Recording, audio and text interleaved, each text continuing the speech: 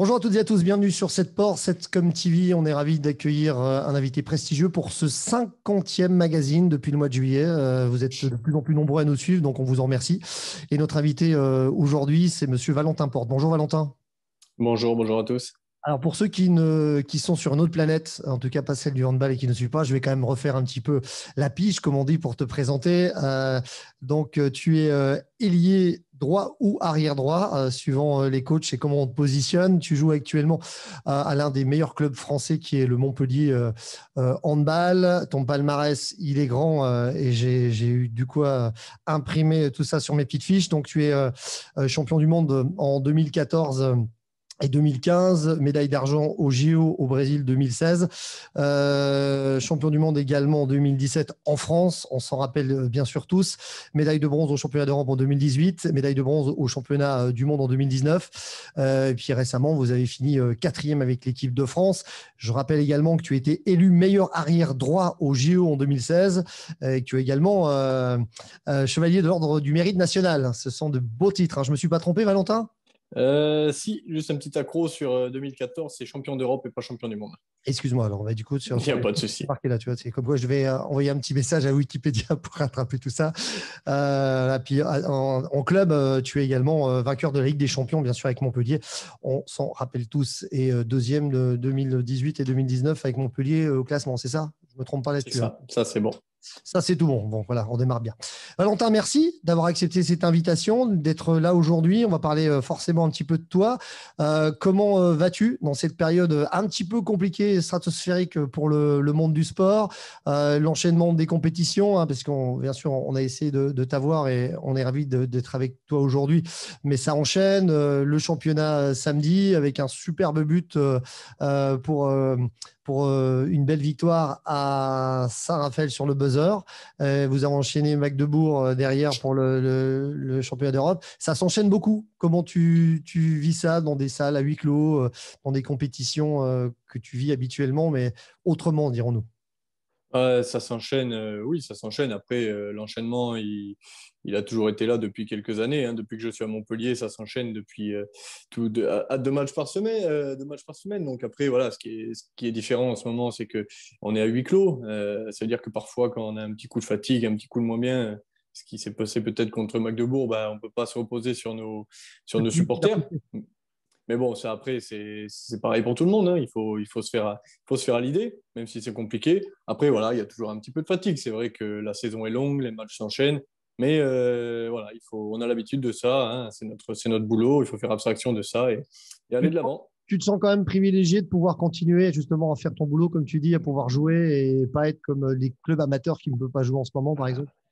Évidemment, on a un double boulot, on va dire. C'est que nous, on arrive à faire notre boulot presque normalement, donc on va évidemment pas se plaindre. Et puis voilà, on est là pour donner peut-être encore plus de plaisir à ceux qui nous regardent à la télé. Tu parlais des joueurs amateurs qui n'ont pas la chance de continuer leur championnat, du coup, qui vivent le handball à travers les matchs de championnat professionnel et de Coupe d'Europe et de l'équipe de France. Donc, on se doit de montrer encore plus un beau visage et de belles choses pour leur faire plaisir et voilà, qu'ils en profitent devant leur télé comme ils ne peuvent pas être sur le terrain. Ce qu'on disait l'autre jour avec d'autres invités, ce qui est quand même positif dans cette période négative, c'est que tout est retransmis. C'est-à-dire qu'aujourd'hui, on n'a jamais eu autant d'occasions de voir du handball sur la chaîne de la LNH, sur les médias sports. Enfin, il y en a vraiment beaucoup, beaucoup plus, Ouais, même quelque part qu'en temps normal. C'est plutôt bien, ça, quand même. bah, c'est plutôt une bonne chose, c'est bien pour la médiatisation du handball et ouais, l'ouverture du handball pour tout le monde. C'est génial de voir aujourd'hui un supporter, je sais pas moi, de Cesson ou d'Istres qui peut voir tous les matchs, que ce soit sur le site de la LNH ou sur beIN Sport. Donc ça, c'est plutôt très bien. Ouais. Et ou Facebook Live, puisque les clubs se sont Ou adaptés Facebook Live pour, aussi, voilà. ouais, c'est vrai. Ouais, C'est vrai c'est que vrai. les réseaux sont vraiment là. Merci pour ça. On va faire marcher un petit peu la machine à remonter dans le temps.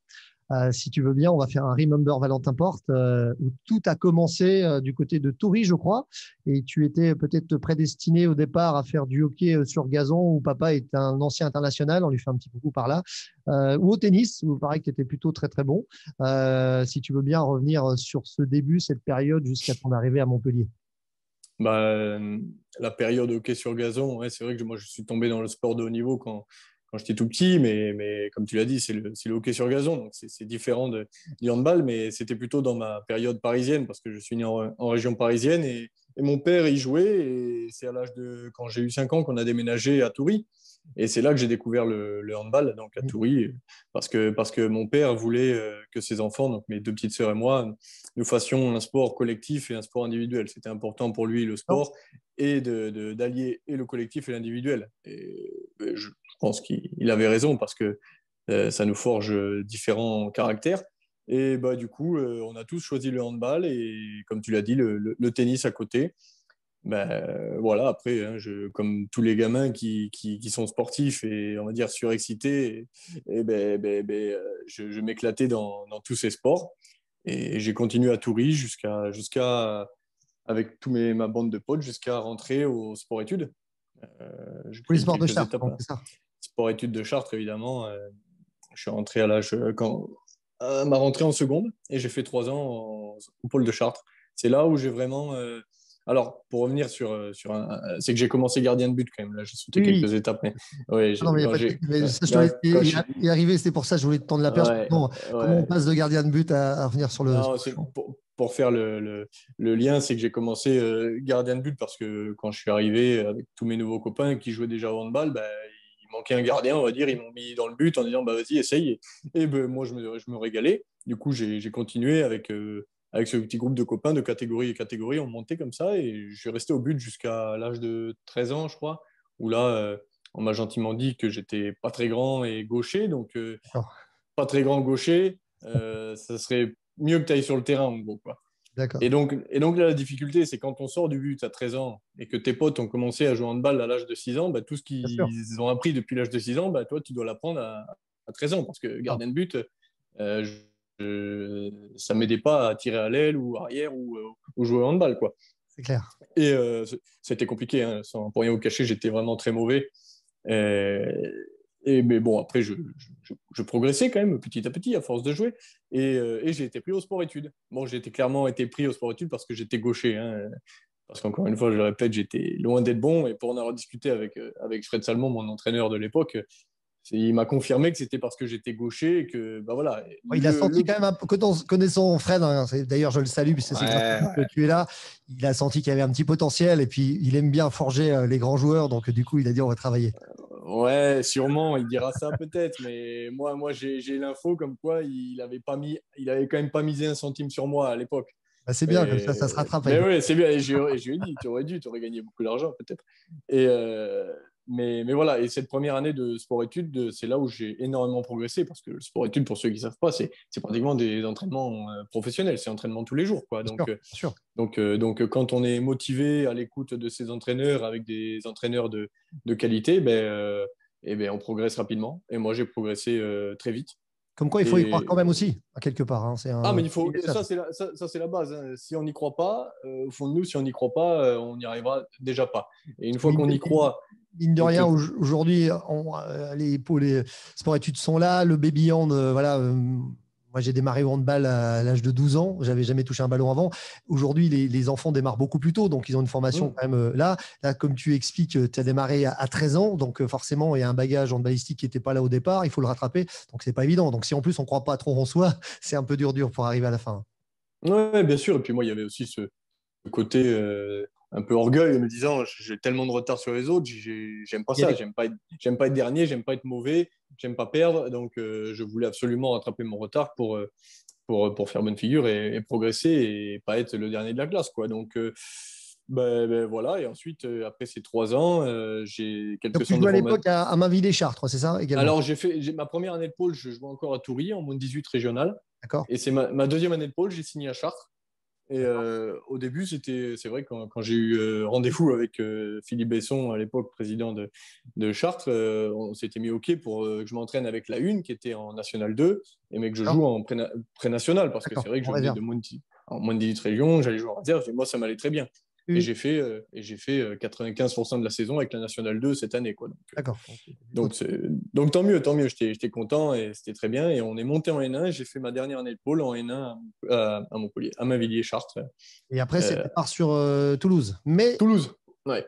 On a failli te récupérer dans la région du côté de Célestat, si je ne m'abuse. C'était Eh pas loin. ben, je vais même aller plus loin. Ça se jouait la finale, la finale des centres de formation qui me voulaient. Ça s'est clairement joué entre Célestat et Toulouse. Et ça s'est joué à très peu de choses. J'avais beaucoup aimé Célestat. C'est ce que j'ai Euh, vu. j'avais, Donc, comme j'avais quoi, j'ai beaucoup préparé aimé. mes fiches pas trop mal quand même. Ouais, non, bravo, bravo. Ouais, j'avais beaucoup aimé Toulouse aussi. Et je vous cache pas que ce qui a fait la différence, c'est que j'avais un peu de famille qui habitait dans la région toulousaine. D'accord. Et c'est vrai que quand on est parents, ou même moi, qui arrive dans ce nouveau monde professionnel, on s'est dit, si ça va pas, c'est Ouais, toujours c'est bien sûr, d'avoir c'est évident. un petit pied à terre et de la famille pas loin au cas où, quoi. Ouais. Donc ça s'est vraiment joué là-dessus, mais de très peu, de très peu. Rien à voir avec le climat, tu nous rassures. Parce Si, que comme si, le aujourd'hui, climat, Toulouse, le, tu étais à Toulouse, le, Montpellier, je m'assure que dans l'Est, c'était Non, mais le climat a joué évidemment aussi, mais clairement, c'était pas ce qui allait changer sûr, mon. évidemment. mon- Donc après Toulouse, Toulouse 2008-2016, c'est bien ça. Ouais, c'est Et ça. puis le Grand Montpellier Handball qui te sollicite pour venir. Il y avait eu d'autres choix, si on peut parler franchement, avant d'aller à Montpellier. Tu hésitais peut-être pour d'autres sollicitations ou pas?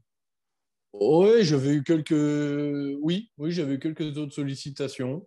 On n'est pas obligé de parler, hein, Mais, c'est mais comme honnêtement, de l'extérieur, en fait, Montpellier me faisait tellement bonne impression de sûr.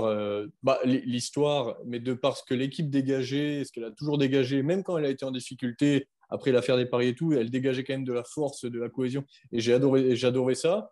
Et j'aimais beaucoup aussi Patrice Canaillé de l'extérieur. C'est ce que j'allais dire. Et Je je me pense que suis tu as dit, eu de belles années aussi avec Philippe Gardon, mais Canaillé, oh, c'est quand même une des références bah mondiales. oui, tout le monde me disait que c'était une référence, mais après, on ne sait pas de l'intérieur comment c'est. De l'extérieur, c'est top, mais on ne Évidemment. sait pas comment ça bosse de l'intérieur. Mais, je sais pas, mon petit doigt me disait que ça pouvait bien se passer dans ce club. Et du coup, j'ai pas hésité longtemps et j'ai signé donc à Montpellier. Et on voit que ça se passe plutôt très très bien. Tu as un bel échange avec lui. On Non, et du coup, j'ai pas du tout été déçu. Je suis quelqu'un d'assez rigoureux, parfois strict, parfois trop strict et un peu trop rigoureux, mais en tout cas, Montpellier, je retrouve ça et j'aime bosser dans ces conditions. Et en tout cas, je me suis pas trompé. Et ça, Tu es c'est plutôt devenu bien. le leader de l'équipe de Montpellier. Tu n'es pas seul, bien sûr, hein. Il y a des très très très bons joueurs Oui. autour de toi, mais voilà, tu fais partie vraiment, comme à Toulouse, sur la fin de Toulouse. Aujourd'hui, Montpellier, tu t'es bien installé et tu es très bien. En tout cas, ce qu'on voit sur le terrain et ce qui dégage, comme en équipe de France, bien sûr. Mm. Justement, on fait la transition du côté de Montpellier. C'est quoi les ambitions cette année? Vous êtes actuellement deuxième, 22 points. Paris, 28 points, donc 6 points devant. Ex-Col derrière, 21 points. Limoges, 20 points. Hein, le promu qui est plutôt très, très bon. Hein. On a eu Romain Internel l'autre jour en invité. Voilà. C'est Ouais, pour Limoges, hein, je ne veux pas parler. Voilà, mais non, mais alors, vous êtes bien mignon de citer promu et derrière Romain Ternel quand même. Parce que, non, mais bien sûr, non, mais en parce plus, que il a joué avec toi. non, mais ça me fait rire parce que Limoges fait une saison monstrueuse et c'est un promu parce qu'il monte des D2. Bien sûr. Mais si on regarde l'équipe, il y a pas un mec qui est de promu, quoi. Il y a que des mecs expérimentés qui ont pratiquement 10 ans de D1 derrière. Donc le club est promu, mais l'équipe est très expérimentée déjà. D'accord. Alors, je vais être bien gentil avec toi, mon cher Valentin, mais nous, on les a reçus à Nancy à l'époque et Romain était sur le terrain. Donc, ils avaient déjà pris en Pro League une équipe Bien, pour la bien montée. sûr, mais Romain, il a combien d'années de D1? Oui, bah, évidemment. Parce que, Mais non, mais je taquine évidemment. Ils tu as font une raison. saison fantastique et je suis content parce qu'ils ont. Et c'est un club qui est monté, qui a des moyens et qui a un beau projet. Et c'est bien d'avoir des clubs comme ça qui renouvellent un petit peu l'élite et Oui, bien qui ont sûr. des beaux projets, des beaux moyens et qui recrutent intelligemment et qui font de belles choses. Donc bravo à eux et on verra ce que ça donne quand on les jouera. C'est bien. Alors maintenant, on parle de toi, de Montpellier. Les ambitions cette année, c'est peut-être vous êtes encore un petit peu loin de Paris à sortir. Je parle de points. Est-ce que c'est encore jouable d'attaquer le titre ou c'est vraiment de viser la deuxième place et de bien s'y installer? Bah, tu l'as vu à Saint-Raphaël, hein, tant que c'est pas sifflé, tant que le buzzer n'a pas retenti, tu peux encore gagner. Bien sûr, Tant que la saison n'est pas finie, et encore une fois, encore plus cette saison bien sûr. où avec le Covid, on est amené à parfois pas jouer, jouer beaucoup de matchs en une semaine, reporter, pas jouer. Enfin, il y a beaucoup de choses, des joueurs qui jouent pas, donc il y a beaucoup de choses qui peuvent se passer encore. Donc la deuxième place n'est pas assurée, la première place n'est pas injouable, et après derrière, ils sont pas loin non plus. Donc tout est encore jouable tant que la saison n'est pas terminée. Qui On donne du sera plus. piment à ce championnat qui est fantastique parce qu'on voit justement que tout est quand même serré, que là vous gagnez samedi grâce à toi au buzzer, mais c'est super accroché à Saint-Raphaël. Enfin, on voit que les matchs, voilà, il y a pas de petites équipes, c'est ce qui est très Bah non, encourageant. non, on a perdu un point à domicile contre Cesson, on a perdu un point contre Nantes qui était diminué. Enfin voilà, il y a des surprises tous les jours, et c'est ça qui est bien de toute façon dans ce sport, dans ce championnat. Mais voilà, dans cette saison compliquée, c'est peut-être parfois pas la meilleure équipe qui l'emportera, mais peut-être celle qui sortira le mieux de ces situations Covid et autres. Les absents, notamment samedi, vous jouez Ivry, qui Mm. terminait dernier de la phase, la première partie de saison, et puis qui n'arrête pas de gagner depuis 2021. Donc c'est encore un match qui va être après costaud, plutôt samedi. Exactement. Ouais. Donc, merci pour le championnat, Coupe d'Europe. Donc, on disait un petit revers, c'est le premier mardi face à Magdebourg qui passe premier. Voilà, vous êtes deuxième. Quelles sont également les ambitions européennes avec Montpellier? Bah, clairement, cette Coupe d'Europe, alors tout le monde dit c'est pas la Ligue des Champions, c'est moins bien et tout, mais Et ça, c'est je vais pas dire elle a rien à envier. Bien sûr qu'il y a pas toutes les grosses écuries comme en Ligue des Champions, mais il y a de très belles équipes aussi dans cette Coupe d'Europe.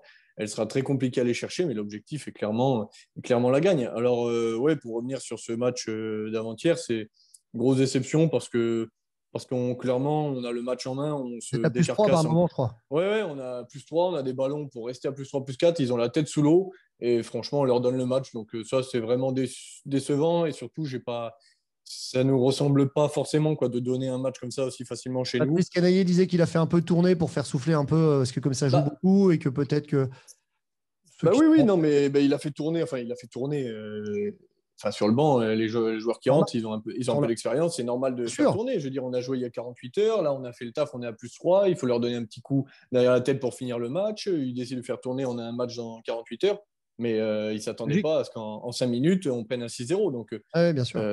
Donc Trou d'air de 5 voilà. minutes, je crois. C'est ça. Ouais, il y a un énorme trou d'air. Donc là, on est tous très déçus, très énervés par ça. J'espère que ça ne se reproduira pas, quoi.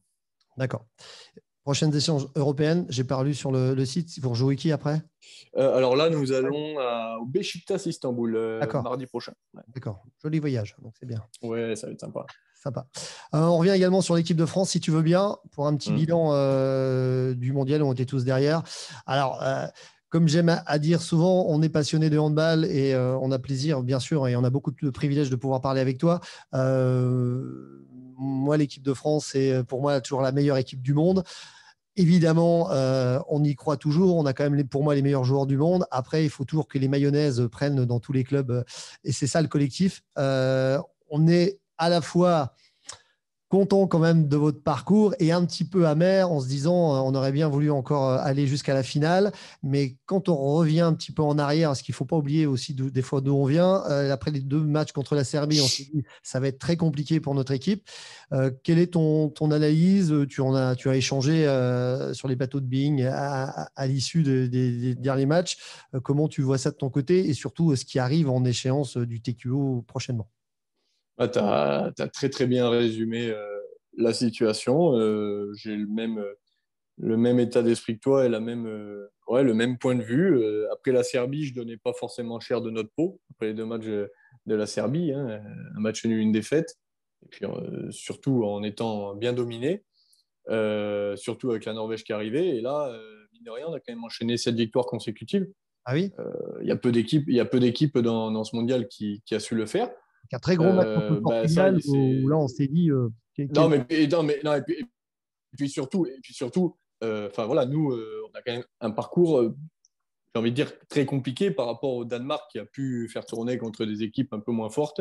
Nous, on a quand même joué, voilà, Norvège, Portugal, Suisse, Islande, Hongrie, toutes ces équipes-là, c'était quand même des gros cylindrés. Donc, oui, de la joie, de la satisfaction après ces 7 victoires, bah, évidemment de la déception parce qu'on est loin du compte quand on arrive dans le Final Four, quoi. On se fait marcher dessus, atomiser par la Suède tout le match, une jeune équipe de Suède avec beaucoup d'absents, mais qui proposait un jeu superbe. Et après, contre d'accord. l'expérimentée équipe d'Espagne, n'y a pas eu de match non plus, quoi. Ils nous ont une nouvelle fois aussi marché dessus. Donc ça, c'est frustrant parce qu'on voit encore qu'on est loin du compte, quoi. On est loin du très haut niveau mondial. Donc, l'objectif, c'est de se concentrer sur le TQO qui arrive pour vraiment avoir un objectif et un parcours au JO de cette année. En plus, vous jouez à domicile, que pour toi, Montpellier, c'est plutôt un avantage peut-être de jouer à Montpellier. Bah, tu m'aurais dit ça il y a un an. Oui, aujourd'hui à huis clos, j'en Ouais, suis pour pas toi, si sûr. Ouais, j'en suis pas si sûr. Si aujourd'hui qu'on joue à Zagreb ou à Lisbonne, comme c'est à huis clos, je vois pas où sera comment dire je dirais que tes collègues portugais de Montpellier ils vont être aussi avantagés quelque part. Puisqu'ils sont... et puis, ouais, voilà. Je veux dire, là où on se faisait une joie d'accueillir le TQO et de compter sur peut-être 12 000 spectateurs français pour nous pousser et nous qualifier, mais là, on sera tout seul dans une salle face à 7 joueurs. Donc, ouais, bah, c'est dommage. On perd l'avantage du terrain, mais bon, ça restera quand même des matchs compliqués, quoi. Je Très le compliqués. rappelle, ça sera du 12 au 14 mars à l'Arena de Montpellier. Et forcément, on va suivre ça sur les réseaux et sur Being et sur toutes les plateformes qu'on pourra suivre. Et puis, bien sûr, merde pour cette qualification. C'est vraiment ce qu'on te souhaite tous et toutes derrière. On va revenir sur tes moments sportifs. Quels seraient deux de tes bons souvenirs en tant que joueur, bien sûr? Pouah, j'ai eu la Alors, je chance d'en sais qu'il avoir. y en a Ouais, beaucoup, ouais. mais si on en J'ai la- sortait je- deux. Allez, Ouais, trois, exceptionnellement.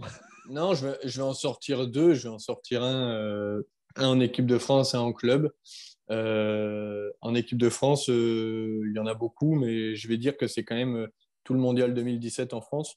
Bien sûr. Euh, Bah, de A à Z déjà parce que vraiment on a presque survolé la compétition, on développait un jeu sympa à voir, on se régalait, Ah oui. les salles étaient remplies, on était poussés. Bah, le fait de jouer à Lille les deux matchs dans une salle, dans un stade aussi monstrueux, c'est une expérience que je que je Expérience unique, conseille. unique au monde. Comment? C'était une Unique expérience au monde, dans ouais, ouais, 25 non, 000 mais personnes pour du hand, c'était exceptionnel. à part qu'il faisait un peu frais, mais Ouais, sinon, c'était fantastique. Et derrière, finir à Bercy. Alors moi voilà, finir déjà à Lille et finir à Bercy, moi, il y a ma famille qui était montée avec mes deux petites sœurs, enfin, chose qui n'est jamais arrivée dans un de mes matchs, hein, d'avoir pratiquement toute ma famille réunie. Bah là, les avoir non, sur une finale d'un mondial et gagner en plus et fêter ça avec eux après, ah, ça, c'est un des je me plus beaux souviens de moments ta carrière. ouais, un des plus beaux souvenirs de ma carrière. Et en club, que je mettrais même au-dessus de cette victoire, c'est la Ligue des Champions en 2018 Sûr. avec Parce qu'en Montpellier plus, parce que, parce qu'on vous y attendait peut-être pas là. bah, mais pas du tout, mais jamais de la vie. Mais ça rajoute. Mais tout le monde me dit, ah ouais, c'est étonnant, c'est pas les titres de champion du monde, champion d'Europe. Il faut savoir qu'un titre de champion du monde, champion d'Europe, Oui. on commence la compète le 15 et on finit à 30, quoi. Le 30, c'est 15 jours. Donc Mhm. ouais, c'est génial, on est champion du monde, mais c'est 15 jours. Là, le titre Champion. en Ligue des Champions, on a commencé la prépa le 24 juillet avec Montpellier, avec cette équipe. Et presque un an plus tard, Ouais, oui. allez, 10 mois et demi, 11 mois plus tard, on est champion d'Europe avec cette équipe qui aura commencé à trimer en juillet. Donc c'est génial d'aboutir au Graal comme ça avec l'équipe avec laquelle tu souffres toute Toute l'année. toute l'année, quoi. Merci pour ces moments de partage et de nous avoir un petit peu dit tout cela. Côté un petit peu plus ludique encore, c'est quoi la musique qui transcende Valentin Porte? Le petit titre musical du moment que tu aimes bien? Il y en a un. Ah, le piège. Euh, c'est dur parce qu'en plus, c'est le problème en ce moment dans le vestiaire. En fait, j'aime bien dans le vestiaire, au fur et à mesure de la préparation avant le speech, avant le match, j'aime bien Ouais, que la musique monte un peu en intensité et que ça commence à bouger parce que je connais je, ça. je, je me bats avec mes coéquipiers qui me foutent parfois un vilain rap français ou un truc comme ça. Et alors, j'ai rien contre eux, mais moi, ça me motive pas du tout, quoi. Et parfois, un bon rock ou une bonne techno, parfois, c'est parfois pas très beau, mais ça pulse et ça te motive un petit peu. Donc, on se D'accord. bat dans le vestiaire avec ça. Et, D'accord. mais là, j'ai pas de titre en tête, mais voilà, un truc qui bouge un peu, quoi. Un truc qui bouge, qui motive. Quand on rentre sur le terrain, on est motivé, quoi. Le petit truc que tu kiffes le plus, si tu en avais un, Où ça? dans ce que tu veux, un truc qui te fait bien kiffer, soit dans le sport, soit dans un truc que tu aimes bien, que tu aimes faire Euh, ou un truc Bah, le sport. Moi, je suis en général. supporter handball. Ouais, je suis pas handballeur, je suis un sportif. J'aime tout, je touche à tout. C'est pour ça que je pratique beaucoup d'autres sports à côté du handball et j'aime performer dans les autres sports. Et je pense que c'est comme une drogue et je m'arrêterai jamais. Les autres hallucinent parce que parce qu'à côté, quand je finis l'entraînement, parfois je vais au golf, parfois je vais au paddle, je vais au bowling, je vais Très faire bien. plein de trucs. Ouais. Ouais, ouais, du coup, voilà, j'aime faire plein de choses. J'aime bouger. Très bien. Tu viens de le parler, il faut que la musique monte un peu dans le vestiaire en puissance avant d'attaquer un match. Il y a un petit rituel particulier avant les matchs pour Valentin ou pas? Pas plus que ça, non. Pas ton truc. Parce que Non, pas besoin de toi. j'ai mon petit rituel non, un petit rituel de toujours me faire soigner en premier par le kiné, me faire mobiliser. Et après, j'aime bien me mettre, non, rester dans le vestiaire, sentir un peu la tension qui monte, la musique aussi qui monte, un petit café, deux, trois étirements. Et voilà. Et à partir du speech, plus rien n'existe. On se met dans la bulle et c'est parti, quoi. Bon, la musique, je vois que c'est ton truc. Tu sais que moi, mon premier job, c'est d'être DJ. Donc, je me ferai plaisir de t'envoyer quelques podcasts. Alors, je ne sais pas si ça te boostera dans le truc, mais en tout cas, ça me fera plaisir de partager un peu de musique avec toi. Ouais, Je c'est te bon à ferai, je te prendre, c'est ferai bon à suivre prendre. ça juste après. Euh, Est-ce qu'on peut avoir, pour définir tes coachs, j'en ai choisi trois, évidemment, de ta carrière, pour définir juste un mot qui les définirait bien. On va commencer par le coach actuel, Patrice Canaillé. S'il y avait un petit mot pour le définir. Il y en a peut-être Ah, beaucoup, mais c'est. Oh, il y a beaucoup, mais c'est une machine de travail. Machine de travail. Il faut savoir qu'il est arrivé, je ne vais pas dire de conneries, dans les années, je crois, 93-14, au club de Montpellier. Et quand on voit le travail qu'il a bas aujourd'hui en 2021, et que ça fait depuis tout ce temps qu'il est là, c'est monstrueux. Il y en a plein qui auraient déjà explosé, et lui, il travaille. Voilà, et puis c'est des matchs, c'est 2 matchs par semaine. Donc, c'est-à-dire, dès qu'il a fini un match, il est capable de le revoir, je pense, 3-4 fois dans la nuit, et regarder 3-4 fois le match qui arrive pour préparer une vidéo, pour préparer ses entraînements, et ça tout le temps, quoi. Il s'arrête jamais, c'est une machine. bravo. Bravo à lui, on voit le résultat aussi. Hein, Ouais, excellent. bravo à lui, respect, C'est quand respect. même quelqu'un d'une grande référence par rapport à ça. Guillaume Gilles, aujourd'hui, l'entraîneur de l'équipe de France. Un petit Guillaume Gilles, ben, on va dire néo-entraîneur, quoi. C'est vrai que il est tout nouveau à ce poste, il est tout nouveau à ses responsabilités, donc encore, il y a beaucoup de choses à apprendre.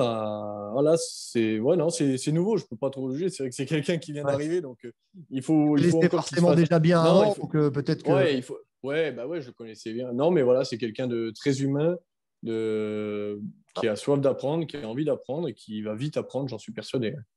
Et celui qui va repartager 150 fois, qui va regarder 10 fois la vidéo, du côté de Saran et Chartres, Fred de Salomon, mon copain, est-ce qu'on peut dire un petit mot sur Fred? Fred, un peu comme Patrice, c'est quelqu'un qui est là depuis, il me l'a dit, je ne me rappelle plus, mais ça fait très longtemps qu'il est à la tête du sport-études de Chartres. C'est quelqu'un de très passionné, très passionné. 1878, hein, j'ai les adresses exactes. J'embrasse. Non, c'est quelqu'un de très passionné pareil, une bête de travail avec des jeunes. C'est parfois compliqué parce que lui, il doit gérer les jeunes et handballistiquement et aussi dans les études. Donc, il a la double casquette. Et voilà, ça peut être compliqué. Moi, j'ai vécu 3 ans et ça peut être compliqué, hein. Il y a parfois, il doit s'arracher les cheveux. Mais c'est quelqu'un de passionné Complètement. qui m'a beaucoup, beaucoup appris. Et je lui dois beaucoup quand même, parce que si j'en suis là aujourd'hui, il est en grande partie responsable. Ah, mais il s'en veut d'ailleurs parce qu'il n'a pas misé une pièce sur toi et puis on voit le résultat. Mais je lui ai, On peut je pas lui être ai déjà, parfait, hein. je lui ai déjà dit qu'au niveau des paris sportifs, on fera rien ensemble. Ça, c'est une évidence. Donc, je l'embrasse. Alors, pour l'anecdote, quand même, et faire un petit rappel par rapport à ce que je fais aujourd'hui. Fred, moi, je l'ai connu donc, comme assistant coach quand je présentais les matchs à Nancy et je présente également les matchs de l'équipe de France jeunes quand ils viennent en stage du côté de Saint-Dié ou D'accord. Interligue. Et donc, j'ai déjà eu l'occasion de présenter Melvin et Yanis Len qui débutaient à l'époque. Et si tu veux, Fred se retrouvait là également. Et puis après, on a sympathisé et on est devenus potes. Et voilà. Et depuis, on fait le lien sur plein de choses, dans la musique quand il a besoin, et puis dans le handball aussi. Donc, c'est assez cool comme quoi le sport amène beaucoup de liens, même si on est des fois loin les uns des autres. Et ça, je trouve ça assez Ça, génial. c'est clair. Encore plus dans la période qu'on traverse en ce moment. Alors, une dernière chose avant de te libérer, mon cher Valentin. Je t'en parlais juste avant qu'on commence l'enregistrement. Il y a un collectif qu'on soutient qui s'appelle Sauvons notre sport, le handball. Alors, tu me disais que tu n'en avais pas entendu parler, donc voici la petite affichette. C'est tout simplement un collectif qui est né dans la région de Nancy, avec des clubs qui se sont unifiés pour défendre les intérêts des licenciés, des bénévoles, des salariés, des partenaires des clubs amateurs. Donc. Et aujourd'hui, ils sont quand même plus de 400 clubs qui ont adhéré. Donc l'idée, bien sûr, c'est de pouvoir demander aux instances, aux ligues, à l'État d'aider les clubs amateurs, parce que leur crainte, que tu dois fortement te douter, c'est qu'à la reprise septembre, puisque apparemment on part encore sur des saisons blanches actuellement, il y ait moins de licenciés dans les clubs, et puis tout démarre par là, hein. Avant d'être pro, il faut être amateur, il faut débuter, et puis ainsi de suite. Donc si tu avais un petit mot de soutien à leur donner, peut-être, ça serait sympa. Non, bah, évidemment, je trouve que c'est une super initiative. On vient tous du handball amateur, mais qu'on soit professionnel, amateur, bénévole, président de club, de tous les clubs, et on est tous de la même famille du handball, passionnés avant tout. Et aujourd'hui, je me doute qu'ils doivent tous souffrir du manque d'activité. C'est-à-dire qu'on joue, comme je dis, qu'on joue en loisir, en départemental, en région. On est tous à fond dans ce qu'on fait, donc c'est une très bonne initiative et j'espère vraiment qu'on va vers des jours meilleurs et que tout va rentrer dans l'ordre petit à petit et voilà, que le handball va continuer à grandir comme ça parce que c'est vraiment, on le voit tous les jours, c'est vraiment un sport fabuleux qui mérite d'être encore plus connu, encore plus, comment dire, visualisé par tout le monde, quoi, visionné par tout le monde. Même Donc si, bravo à eux et j'espère qu'il y aura encore plus de clubs qui vont se lier à cette cause. en tout cas, on veut les pousser aussi et les aider aussi. Valentin, on arrive au bout. Merci beaucoup d'avoir fait cet échange. Je te remercie vraiment du fond du cœur. C'est un vrai Pas de plaisir. souci. Ça fait du bien de rencontrer les gens qu'on admire aussi derrière notre écran et de les voir en vrai, même si on a plein de copains en commun dans le handball. En tout cas, merci à toi. Je te laisse un petit mot de conclusion si tu veux remercier également les supporters de Montpellier, parce que j'espère que la vidéo tournera du côté de Montpellier, de l'équipe de France, ou tout simplement tes amis, ta famille qui peut-être regarderont cette vidéo avec grand plaisir. Je t'en Non, prie. merci pour l'accueil. Ça fait toujours plaisir de partager notre passion, je me le disais. Et puis oui, bah, évidemment, je réitère mon message de soutien à tous les amoureux de handball qui doivent trouver le temps long, et évidemment à tous les supporters de Montpellier qui, je sais, trouvent le temps long. Les Blue Fox sont quand même les Le supporters cœur les et plus l'âme. connus de France. Le cœur et l'âme, les supporters les plus connus de France, je sais qu'ils le vivent mal, mais je sais qu'ils nous soutiennent fortement, donc je pense très fort à eux aujourd'hui et j'espère que, comme je disais, on va vers des jours meilleurs et qu'on pourra tous se retrouver autour d'un grand match. Écoute, on va te suivre avec plaisir pour les prochains matchs. Ivry, ça sera samedi. Et puis, bien sûr, 12-14 mars, le TQO avec derrière l'équipe de France. On croise les doigts pour aller au JO. Merci Valentin, je te dis à très bientôt et merci de ton accueil encore. Avec plaisir, merci à vous. Merci à toutes et à tous. Les prochaines émissions 7 Sport, on vous donne bien sûr le planning sur Setcom TV. À bientôt. Merci à tous. Bye bye.